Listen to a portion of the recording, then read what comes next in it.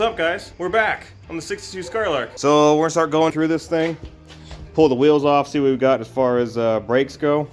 Got to figure out a better wiring system than my little jumper wire harness to the coil there, and probably a terminal for the battery there. That way everything will work on the key. That'd be pretty cool. Get the jack and get started. All right, got the right front wheel off this thing. Sweet slots, by the way, or mags, or whatever you call them.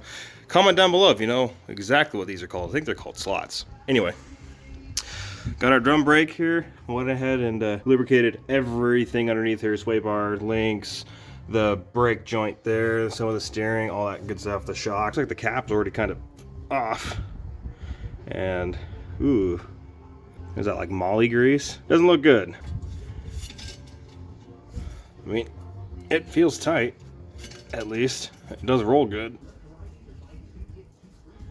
You can kind of see what I'm looking at here. It doesn't look too bad. Oh, maybe they're worse than I thought. Probably from running this molly grease or whatever this muck is. May end up having to replace those. We'll see. We'll set it aside for now. Drums actually don't look too bad. Before you take these in to have them cut over to O'Reilly. The other race is kind of scored up too. It's not too happy.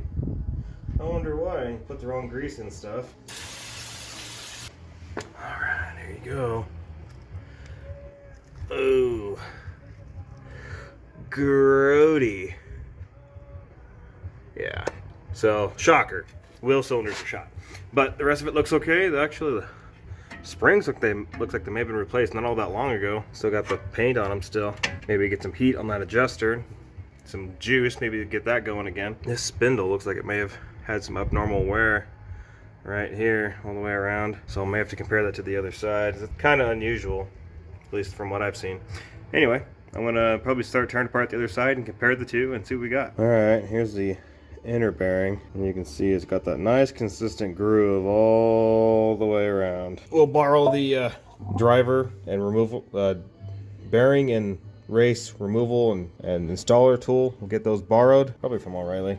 I'll get some more parts on order and hopefully start getting everything installed. After the passenger side kicked my butt so much, I let this one soak a little more before getting too far involved in it.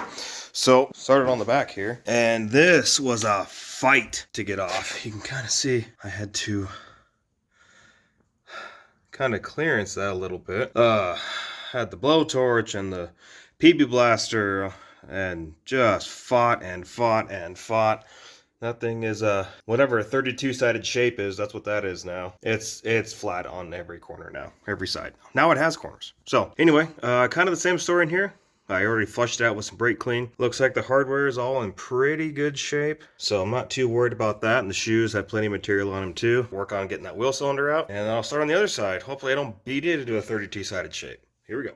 All right, so those are all installed. Brakes are adjusted. Slight bit of drag. We're gonna move on up front because I'm sick of fighting back there. So things kind of escalated. Well, I've got some new brake hoses here, and I've got a couple of new brake line nuts. So I'm going to attempt to flare that guy there once I hopefully put that on first, and then hopefully try to get all this buttoned up. I should have the wheel cylinders ready to go. The only thing I don't have are the wheel seals for the drums, so those will be here in a couple days, so hopefully I can get that patched up quick, and we'll keep on moving. So I used my new little mini tube cutting tool to get a nice clean cut on our factory brake line. Already got the nut on there so I don't frickin' forget about it. And I'm going to use the worst tool ever made, because I'm poor and don't have the nice fancy YouTuber tools to do this, because I'll never probably have another car like this again, to try to fix this mess. Let's see how bad I can screw it up. Here we go.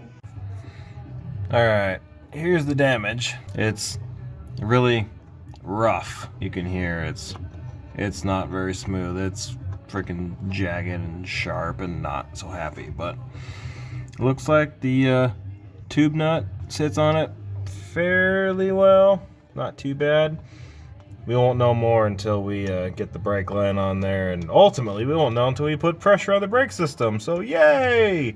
So anyway, this looks pretty good for now. I'm going to start putting the rest of this together, the other wheel cylinder, which I'll show you here in a minute, which needs some customizing, and we'll go from there. So here we go. Betcha you can tell what I'm doing right now. Just trying to knock out these wheel bearing races because somebody used the wrong grease on both sides up front and decided it was good enough to cut grooves in both the races and the rollers and the bearings. So we're going to try to get all these knocked out of both front drums, try to get the new ones in. Here's a tip for you guys doing stuff like this. It doesn't have to be wheel bearings, it can be whatever you want.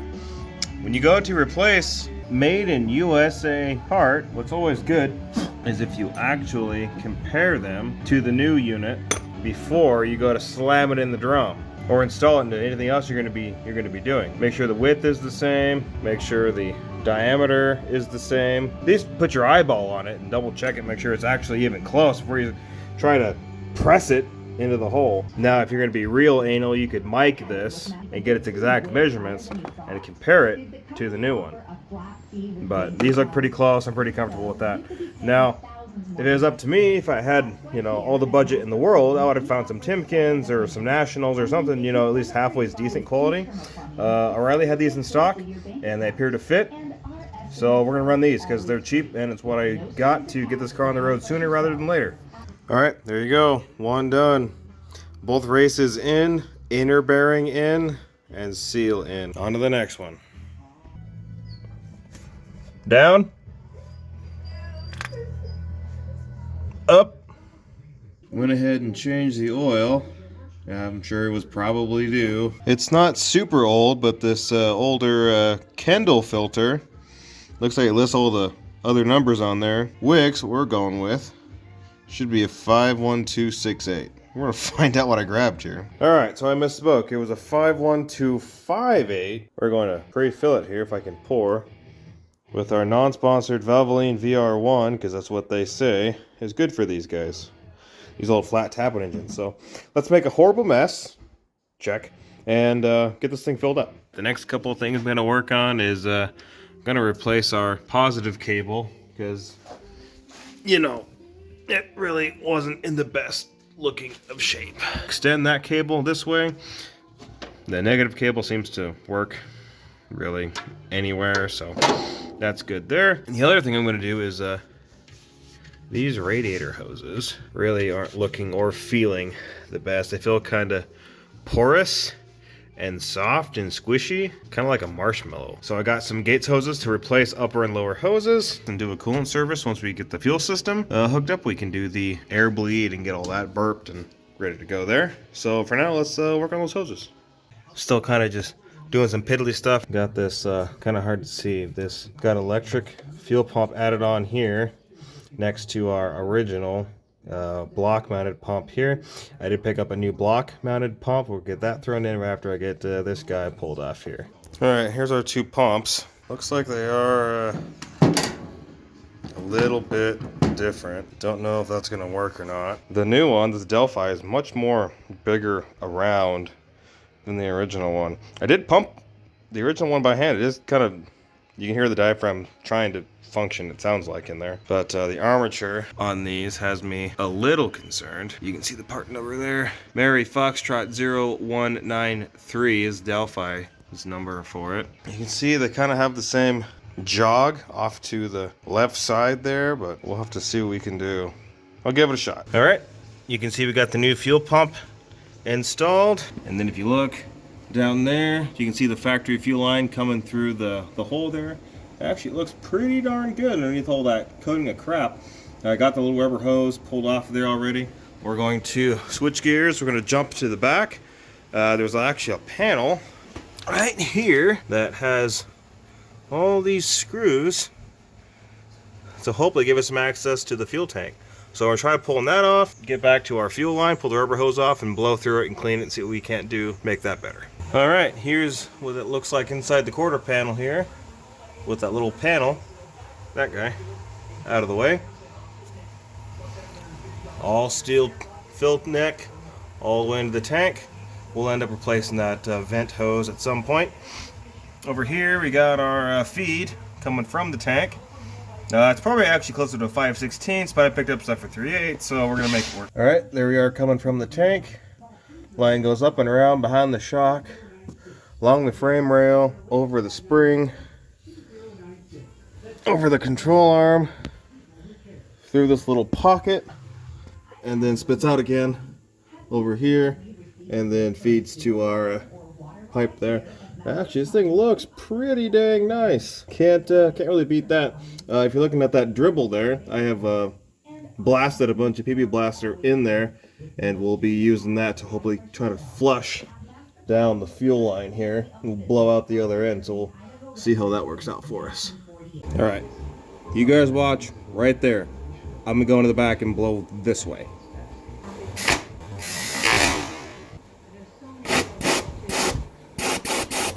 How was that?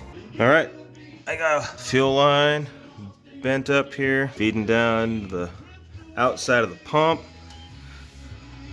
Got it bent up nice and away and hopefully out of the way to heat and stuff. Yeah, this is kind of dangerous.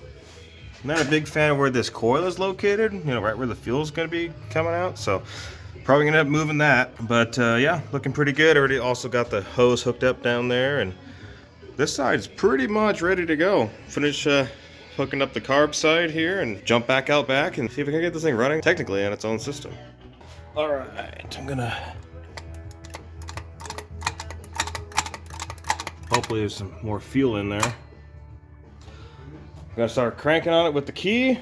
Got our hose ran into our tank. The fuel line's been blown out, as you already saw, and the fuel pump was primed before I put it in. The fuel line has hopefully been primed, so we're gonna see what happens here.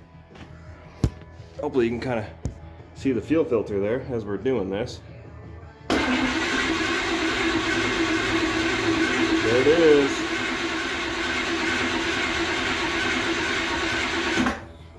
All right, let's shut it off there for a second and adjust the fuel system issue.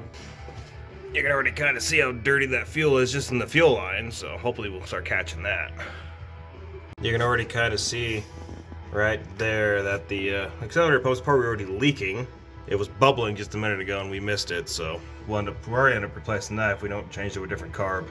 Obviously the accelerator pump has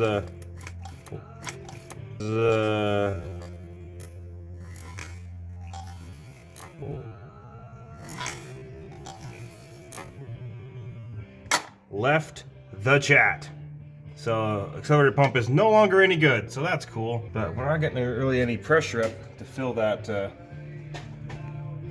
fill the filter up. So let's see what happened there. Little smoky from burning everything off. Probably dust and dirt and debris from sitting so long and all the PB Blaster I shot it with.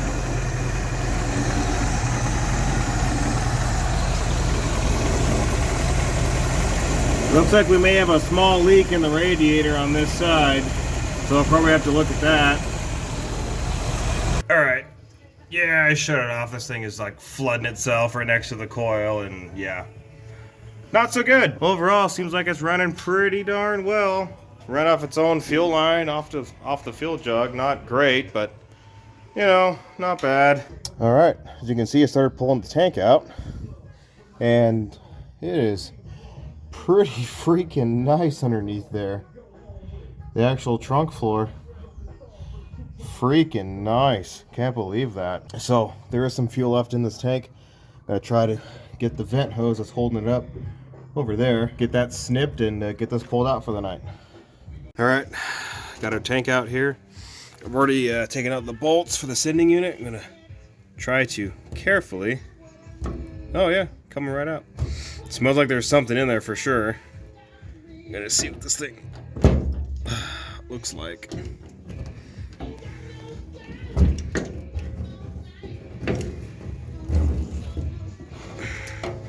Oh yeah, that ain't good. Yeah. Let's see if we can't get some light down in there and take a look at it. Alright, so I've got the sending unit pulled out of that tank. Got it hooked up to the test meter here. So you can see float down. It's right now it's reading 1 ohm. More or less if I bump it. And if I bring it up like we're going to fill the tank,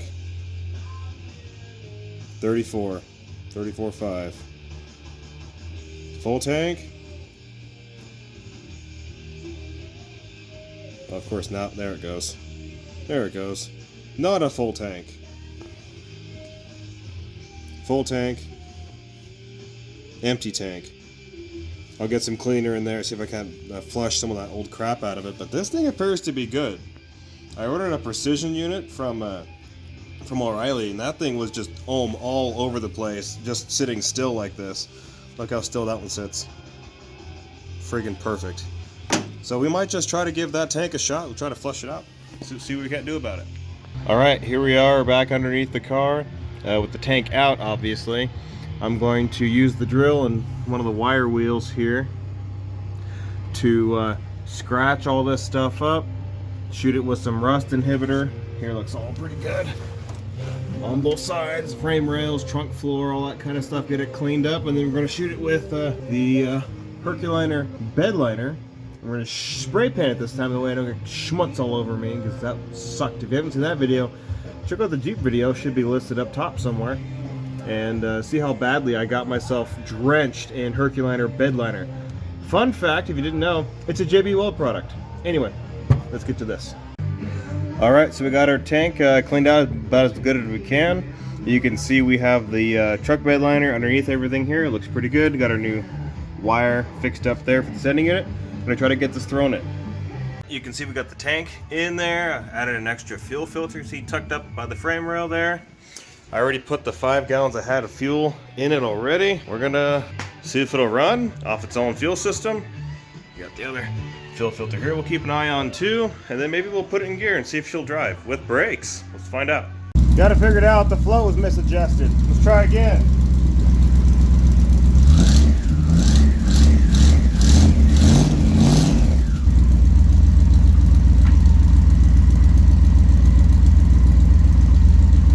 Here's neutral. There's drive. Can't see it.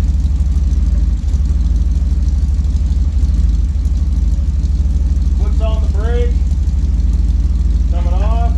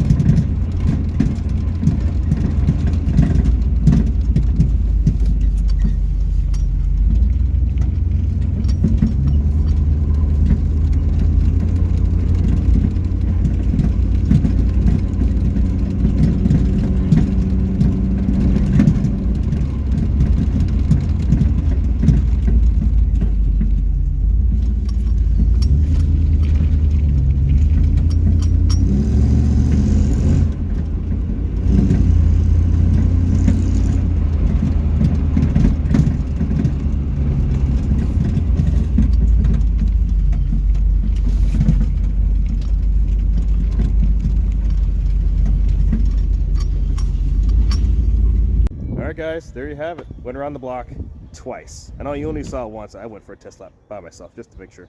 But yeah, twice around the block, sitting God knows how long, original engine and trans. And it even has brakes and power steering this time. So that's a plus. Let me know in the comments what you want to see next. Should we work on bodywork? Work on the interior? I'm kind of leaning towards interior myself, but let me know what you guys think we should do next. Thanks you guys so much for watching. We'll see you on the next one.